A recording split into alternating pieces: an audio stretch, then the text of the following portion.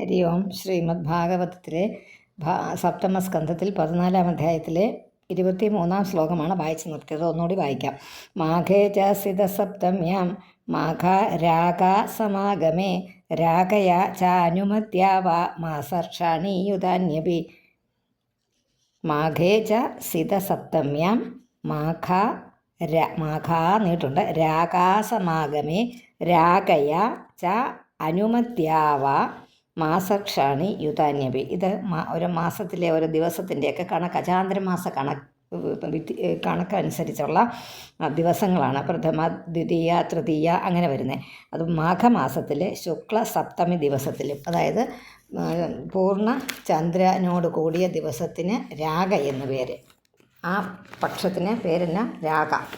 നമ്മൾ പൗർണമിയൊക്കെ ആചരിക്കുന്നവരായതുകൊണ്ട് നമ്മൾ പൗർണമി മാസമൊക്കെ പൗർണമി പൂജയ്ക്കൊക്കെ പോകുന്നതല്ലേ, അപ്പോൾ അതറിയാവുന്നതുകൊണ്ട് അതിനെക്കുറിച്ചൊന്ന് പറയാം. അത് ആ കൂടിയ ദിവസത്തിന് രാഗ എന്ന്, പൗർണമി വരുന്ന ആ ഭാഗത്തിനോട് കൂടിയതിന് രാഗ എന്ന് പേര് പറയപ്പെടുന്നു. പൗർണമിയും മാഘമാസവും ചേർന്ന് വരുന്ന ദിവസത്തിലും ന്യൂനചന്ദ്രനോട് കൂടി, അതായത് പൗർണമിക്ക് അനുമതി എന്നും പേര്.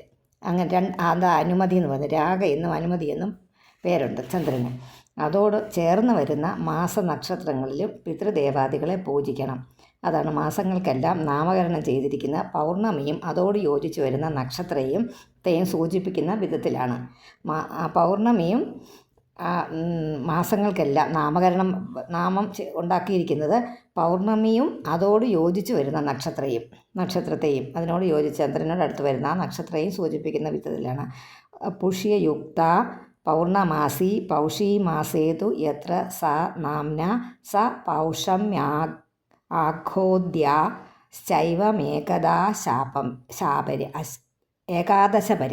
ഏകാദശാപരെ. അതായത് പൂയൻ നക്ഷത്രവും പൗർണമിയും ചേർന്ന് വരുന്ന മാസത്തിന് പൗഷമാസം.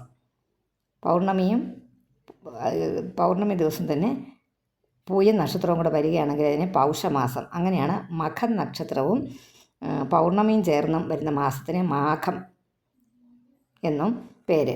മകം, അതാണ് മാഘം.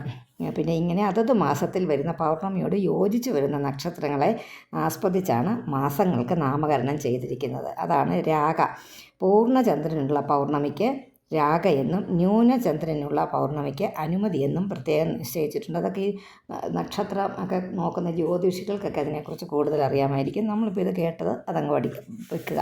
അത്രയും ഞാനൊന്ന് ആ വ്യാഖ്യാനത്തിനകത്ത് എഴുതിയിരിക്കുന്നത് ഞാൻ അതുപോലെ വായിച്ചതാണ്. കാരണം അതിനകത്ത് എനിക്കും അത്ര ജ്ഞാനമേ ഉള്ളൂ.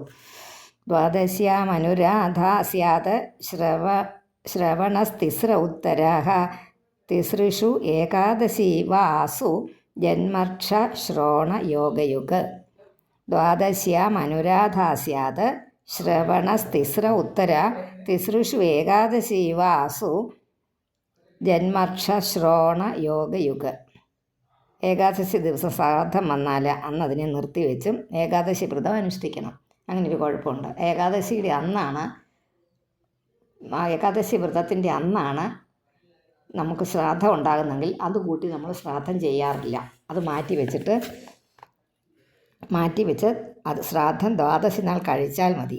ആ ശ്രാദ്ധം പിറ്റേ ദിവസം കഴിച്ചാൽ മതി. അന്നത്തെ ദിവസം ആ നക്ഷത്രമെങ്കിൽ വരുന്ന നക്ഷത്രം ശ്രാദ്ധ ദിനം വരുന്നത് ഏകാദശിയാണെങ്കിൽ ഏകാദശിയുടെ അന്ന് ഏകാദശി വ്രതം തന്നെ അനുഷ്ഠിക്കണം എന്ന് ബ്രഹ്മവൈവർത്ത പുരാണമൊക്കെ പുതിയ കാലഘട്ടത്തിലെ പുരാണമാകട്ടെ. നമ്മൾ പറയുമ്പോൾ പുതിയെന്ന് പറഞ്ഞാൽ ഈ നൂറ്റാണ്ടിലെ നൂറ്റാണ്ട് മുമ്പല്ല, ഒരു 5000 വർഷങ്ങൾക്ക് മുമ്പ് അതിനുശേഷം എഴുതിയതാണെന്നാണ് കണക്ക്. ബ്രഹ്മവൈവർത്ത പുരാണം, അതാണ് ഇസ്കോൺകാരൊക്കെ ഫോളോ ചെയ്യുന്ന രീതി. ഈ ഏകാദശിക്ക് അവരെയൊക്കെ ഒരുപാട് പ്രാധാന്യം കൊടുക്കുന്നുണ്ട്. അതുകൊണ്ടാണ് അങ്ങനെ പറയുന്നതും. ബ്രഹ്മവൈവർത്ത പുരാണത്തിൽ അതുകൊണ്ട് ഏകാദശി നാളെന്ന് ശ്രാദ്ധം വന്നാൽ ഏകാദശി അനുഷ്ഠിക്കണം. പിറ്റേ ദിവസം ദ്വാദശിയുടെ ആയിക്കോ നിങ്ങൾ പിതൃകർമ്മം ചെയ്യുന്നത്. ഏകാദശി ശ്രാദ്ധ ദിനമായി വന്ന് ഉത്രം, ഉത്രാട, ഉത്രട്ടാതി എന്ന 3-ൽ ഏതെങ്കിലും ഒരു നക്ഷത്രം വന്നിട്ടുണ്ടെങ്കിൽ പുണ്യകാലമായതിനാൽ ഏകാദശി വ്രതം ഉപേക്ഷിച്ചും ശ്രാദ്ധം ആചരിക്കണം. ഈ 3 ഉത്ര, ഉത്രാടം, ഉത്രട്ടാതി വന്നാൽ ശ്രാദ്ധം ആചരിക്കാം. അതുപോലെ ആ ആളിൻ്റെ ജന്മനക്ഷത്രമോ തിരുവോണമോ ഏകാദശി ദിവസം വരുന്നെങ്കിൽ, അത് ചെയ്യുന്ന ആളിൻ്റെ വരുന്നെങ്കിൽ ആ ദിവസവും പുണ്യകാലമാകയാൽ വ്രതഭംഗം വരുത്തിയിട്ടും ശ്രാദ്ധം നടത്തണം എന്ന് സിദ്ധാന്തിച്ചിരിക്കുന്നു. അതൊക്കെ വേറെ കാര്യങ്ങൾ, നമ്മളതിനെക്കുറിച്ച് ചിന്തിക്കേണ്ട. യേ കുർവന്തി മഹീപാല ശ്രാദ്ധം ചൈകാദശീ ദിനെ ത്രയസ്തേ നരകം യാന്തി ദാതാ ഭോക്ത ച പ്രേരക. ആ ബ്രഹ്മവൈവർത്ത പുരാണത്തിൻ്റെ ഒരു ശ്ലോകം ഉദ്ധരിച്ച് പറഞ്ഞിരിക്കുന്നതേ ഉള്ളൂ. ഏതേ ശ്രേയസക്കാല നൃണാം ശ്രേയോ വിവർധനാഹ കുര്യാത് സർവാത്മനൈതേഷു ശ്രേയോ മോഘം തദായുഷഃ. ഏതേ ശ്രേയസക്കാല നൃണാം ശ്രേയോ വിവർധനാഹ കുര്യാത് സർവാത്മനൈതേഷു ശ്രേയോ മോഘം തദായുഷഃ. ഈ മുകളിൽ പറഞ്ഞിരിക്കുന്ന അയനകാലങ്ങളിൽ അങ്ങോട്ട് സഞ്ചരിച്ചുകൊണ്ടിരിക്കുന്ന കാലങ്ങളിൽ ശ്രാദ്ധം എന്ന് മാത്രമല്ല ഏത് പുണ്യകർമ്മങ്ങളും ആചരിപ്പാൻ യോഗ്യമാണ് എന്നൊക്കെ പറയുന്നു. യേഷു സ്നാനം ജപോ ഹോമോ വ്രതം ദേവദ്വിജാർച്ചനം പിതൃദേവ നൃഭൂതേഭ്യോ യദ്ദത്തം തദ്ധ്യനശ്വരം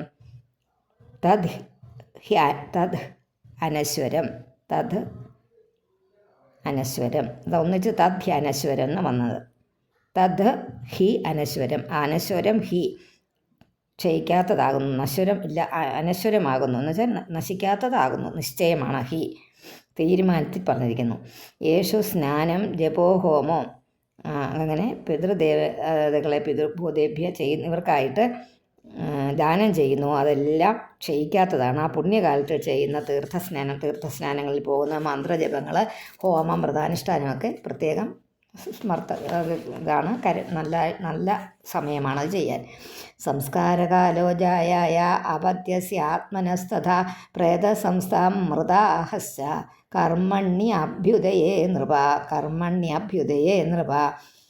ഭാര്യയുടെ പുംസവനം മുതലായ സംസ്കാരകാലം, പുംസവനക്രിയ, അതായത് ഗർഭിണിയായിട്ടിരിക്കുന്ന ആ സമയത്തെ പുത്രൻ്റെ ജാതകർമാദി സമയം, യാഗാദി ദീക്ഷാ സമയം, പ്രേത സംസ്കാരകാലം, മരിച്ച ദിവസം, അതുപോലെ മരണാനന്തര കർമ്മങ്ങൾ, അന്നത്തെ ദിവസം, അഭ്യുദയത്തെ ഉദ്ദേശിച്ച് നടത്തുന്ന എല്ലാ കർമ്മങ്ങളുടെ അവസരം, ഇവയെല്ലാം പുണ്യകർമ്മങ്ങൾ നടത്താനുള്ള വിശേഷ കാലങ്ങളാകുന്നു. അഥ ദേശാൻ പ്രഭക്ഷ്യാമി ധർമാതിശ്രേയ ആവഹാൻ സ വൈ പുണ്യതമോ ദേശ സത്പാത്രം എത്ര ലഭ്യതേ. ധർമാദികളുടെ ഉത്കൃഷ്ടഫലത്തെ കിട്ടുന്ന ദേശങ്ങൾ ഇനി പറയാം. ഈശ്വരകാരുണ്യത്തിന് പാത്രീഭൂതനായ പുണ്യപുരുഷൻ ഏത് ദിക്കിൽ ലഭിക്കുന്നുവോ ആ ദേശം തന്നെ ദാനാദികൾക്ക് ഉചിതമായ പുണ്യസ്ഥലമാണ്. അങ്ങനെ ഉചിതമായ ഒരാളിനെ നമുക്ക് ഒരു പുണ്യവാനായ ഒരു പുണ്യത്തിന് പാത്ര ആയ ഒരു ആളിനെ നമുക്ക് ഏത് ദിക്കിൽ എവിടെ നമുക്ക് ലഭിക്കുന്നുവോ ആ ദേശം ദാനാദികൾക്ക്, ആ ദേശത്ത് ദാനം ചെയ്യുന്നതുകൊണ്ട് പ്രയോജനമുണ്ട്. ബിംബം ഭഗവതോ യത്ര സർവമേധച്ചരാചരം യത്ര ബ്രാഹ്മണകുലം തപോ വിദ്യ ദയാന്വിതം. പിന്നെ അതങ്ങനെ ഓരോന്ന് പറയുക. ആ ബിംബം എന്നിവ പ്രതിഷ്ഠിച്ച പൂജാദികൾ നടത്തുന്നുവോ ആ സ്ഥലവും തപസ്, ഉപാസനം, ജ്ഞാനം, കാരുണ്യം എന്ന ശ്രേഷ്ഠ ഗുണസമ്പന്നമായ ബ്രാഹ്മണരുടെ സംഘം എവിടെയൊക്കെ ഉണ്ടോ ആ സ്ഥലവും പുണ്യദേശമാകുന്നു. എത്ര എത്ര ഹരേരർച്ച സ ദേശശ്രേയസാമ്പദം എത്ര ഗംഗാദയോ നദ്യഃ പുരാണേഷു ച വിശ്രുത. ഏതേത് ദിക്കിൽ ഹരിപൂജ, ഭഗവാന്റെ മഹാവിഷ്ണുവിനെ പൂജിക്കുന്നുവോ ആ ദിക്കിൽ പുരാണപ്രസിദ്ധങ്ങളായ ഗംഗ മുതലായ നദികൾ ഒഴുകുന്നുവോ ആ ദേശവും പുണ്യകർമ്മത്തിന് അനുഷ്ഠാന യോഗ്യസ്ഥലമാകുന്നു. സരാംസി പുഷ്കരാദീനി ക്ഷേത്രാണി അർഹാശ്രിതാന്യുത കുരുക്ഷേത്രം ഗയശിരഃ പ്രയാഗ പുലഹാശ്രമ. അതിനകത്ത് അന്നത്തെ കാലത്തുണ്ടായിരുന്ന പുണ്യസ്ഥലങ്ങളെക്കുറിച്ച് ഇവിടെ പ്രതിപാദിക്കുന്നു. പുഷ്കരം മുതലായ പുണ്യതടാകങ്ങളുള്ള സ്ഥലം, മഹാഭക്തന്മാർ വസിച്ചിരുന്ന കുരുക്ഷേത്രം, ഗയ, പ്രയാഗം, പുലഹാശ്രമം എന്ന സ്ഥാനങ്ങളും പുണ്യദേശങ്ങളാണ്. നൈമിഷം, ഫാൽഗുനം, സേതു, പ്രഭാസോധ, കുശസ്ഥലി, വാരാണസി, മധുപുരി, പമ്പ, ബിന്ദു സരസ്തഥ. നമ്മുടെ പമ്പയും ഉണ്ട് അവിടെ. നാരായണാശ്രമോ നന്ദ, സീതാരാമാശ്രമാദയ സർവേ കുലാചലാരാജൻ മഹേന്ദ്രമലയാദയ. ഏതേ പുണ്യതമാദേശ ഹരേരർച്ചാശ്രിതാശ്ചയേ ഏതാൻ ദേശാൻ നിഷേവേദ ശ്രേയസ്കാമോ ഹി അഭീഷ്ണശഃ ധർമ്മോ ഹ്യത്രേ ഹിത പുംസ്വാം സഹസ്രാധി ഫലോദയഃ. ഒന്നും ഒരു സ്ഥലങ്ങളെക്കുറിച്ചുള്ള പറഞ്ഞത് കേട്ടോ. അതിനകത്ത് നൈമിഷാരണ്യം, ഫാൽഗുനം, സേതുബന്ധം നടന്ന ആ സ്ഥലം, പ്രഭാസതീർത്ഥം, അത് കുശസ്ഥലി, ദ്വാരക, കാശി, മധുര, പമ്പാനദി എന്നീ തീരത്ത് ബിന്ദു സരസ് എന്നുകൂടി പറഞ്ഞു വരുന്ന കർദമ ആശ്രമം, നാരായണ ആശ്രമം, അതായത് ബദരി ആശ്രമം, നന്ദ, എന്ന നദി, സീതാദേവിയും ശ്രീരാമചന്ദ്രൻ വച്ച ചിത്രകൂടം, പഞ്ചവടി, ഇങ്ങനെ കുറേ സ്ഥലങ്ങളെക്കുറിച്ച് പറഞ്ഞിരിക്കുന്നതെന്ന് മാത്രം. പത്രം തത്ര നിരുക്തം വൈ കവിഭി പാത്രവിത്തമൈഹി ഹരിരേവൈക ഉർവീശ യന്മയം വൈ ചരാചരം. പാത്രം ത്വത്ര നിരുക്തം വൈ കവിഭി പാത്രവിത്തമൈഹി ഹരിരേവൈക ഉർവീശ യന്മയം വൈ ചരാചരം.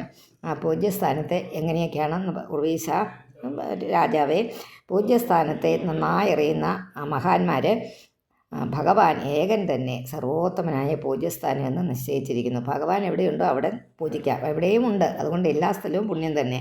എന്തുകൊണ്ടാണെന്നാൽ ഈ കാണപ്പെടുന്ന ചരാചരം ആ ഭഗവാനായ ഏകനാകുന്നു. അപ്പോൾ ഇവിടെ പ്രത്യേകിച്ചൊന്ന് പറഞ്ഞു എന്നിട്ട് പറയുകയാണ്, ഇവിടെ എല്ലായിടവും ഭഗവാൻ നിറഞ്ഞിരിക്കുന്നു, ഇവിടെ എല്ലായിടവും തന്നെ പുണ്യദേശമാണ്. ദേവർഷ്യാർഹൽസു വൈസൽസു തത്ര ബ്രഹ്മാത്മജാതിഷു രാജൻ യദാഗ്ര്യപൂജായാം മതപാത്രതയാച്യുത. പാത്രമായിട്ട്, പാത്രതയ ഒരു വാക്കാകട്ടോ, പാത്രതയാ അച്യുത. അപ്പം ഹരി തന്നെ സത്പാത്രം, നല്ല പാത്രം എന്ന ആണ് രാജാവിനോട് പറയുന്നത്. ഹരിയെ അറിയാമല്ലോ ഇവർക്കൊക്കെ. ബ്രഹ്മപുത്രനായ സനകാദികൾ, സിദ്ധന്മാർ മുതലായ മഹാന്മാർ പലരും ഇരിക്കെ അഗ്രപൂജയ്ക്ക് ശ്രീകൃഷ്ണനെ അല്ലേ നിങ്ങൾ സ്വീകരിച്ചത്?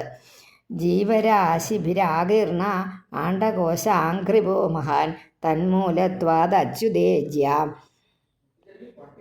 സർവജീവാത്മതർപ്പണം.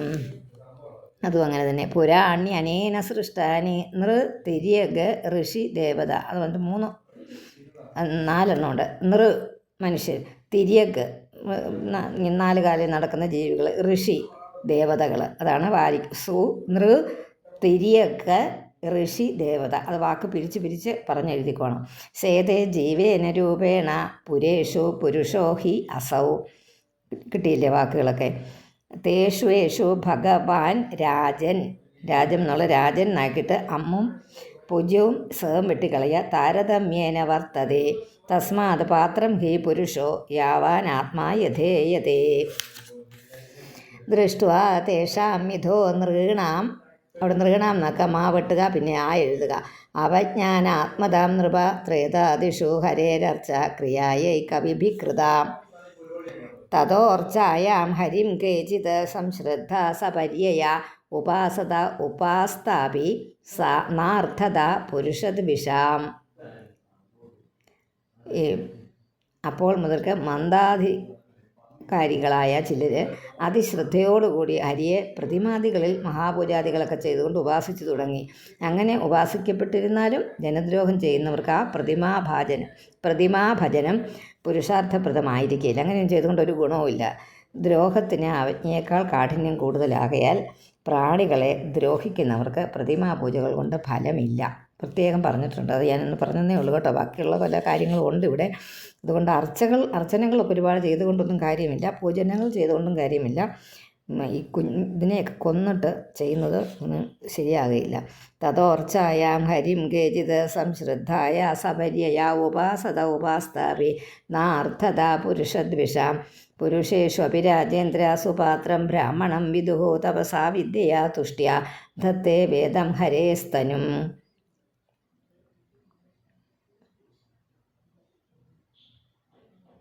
അതൊക്കെ ഭഗവാനെ പൂജിക്കുന്നതിൻ്റെ ഒരു കാര്യമായിട്ട് പറഞ്ഞിരിക്കുന്നതേ ഉള്ളൂ. ബ്രാഹ്മണൻ സത്പാത്രമാണെന്ന് വിദ്വാൻമാർ നിശ്ചയിച്ചിരിക്കുന്നു. ബ്രാഹ്മണർ ആരെ ആണ് ബ്രാഹ്മണരെന്നൊക്കെ നേരത്തെ പറഞ്ഞു. അങ്ങനെയുള്ള സദ്ബ്രാഹ്മണർക്കായിട്ട് എന്ത് ചെയ്താലും അവർക്ക് ഹരിയെ പൂജിച്ചതിൻ്റെ ഫലം കിട്ടും.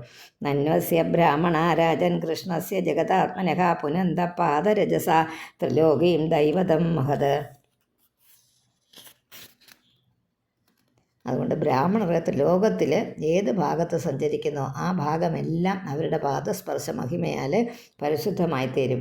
ആ മുനിമാരെ ഇവിടെ സഞ്ചാരം കൊണ്ട് ഭഗവാനിൽ പൂർണ്ണമായിട്ട് അർപ്പിച്ചിരിക്കുന്ന അവരുടെ മനസ്സ്, അങ്ങനെയുള്ളവരുടെ ആ ബ്രാഹ്മണരുടെ സഞ്ചാരം കൊണ്ട് അവരുടെ കാലുകൾ അവിടെ പതിഞ്ഞത് കൊണ്ട് അവിടെ പുണ്യഭൂമിയായിത്തീരും. അത്രത്തോളം മാഹാത്മ്യം അവർക്കുണ്ടെന്നറിഞ്ഞിട്ട് ജഗത്തിൻ്റെ എല്ലാം ആത്മാവായിരിക്കുന്ന ഈ കൃഷ്ണ ഭഗവാൻ ബ്രാഹ്മണരെ മഹാപൂജാസ്ഥാനമായി കരുതിയിരിക്കുന്നു. അതാണ് അദ്ദേഹം അങ്ങനെ എപ്പോഴും ഇടയ്ക്കൊക്കെ പറയുന്നുണ്ട്, ഭഗവത്ഗീതയിലും ബ്രാഹ്മണരെ പൂജിക്കുന്നത് എന്നെ പൂജിക്കുന്നതിന് തുല്യമാണെന്ന്. അങ്ങനെയിരിക്കെ ബ്രാഹ്മണർ സാധാരണന്മാർക്ക് പൂജ്യരാണെന്ന് പറയണമോ? അപ്പം എല്ലാവർക്കും സാധാരണക്കാർക്ക് പൂജനീയന്മാരാണ് ബ്രാഹ്മണർ. ഹരേ കൃഷ്ണ. ശ്രീകൃഷ്ണാർപ്പണമസ്തു. ഇത് ശ്രീമദ് ഭാഗവതേ മഹാപുരാണേ സപ്തമസ്കന്ധേ ഗൃഹസ്ഥ ബാഹ്യ ദോഷ നിവർത്തക ധർമ്മനിരൂപണം നാമ ചതുർദശോധ്യായ. ഹരി ഓം.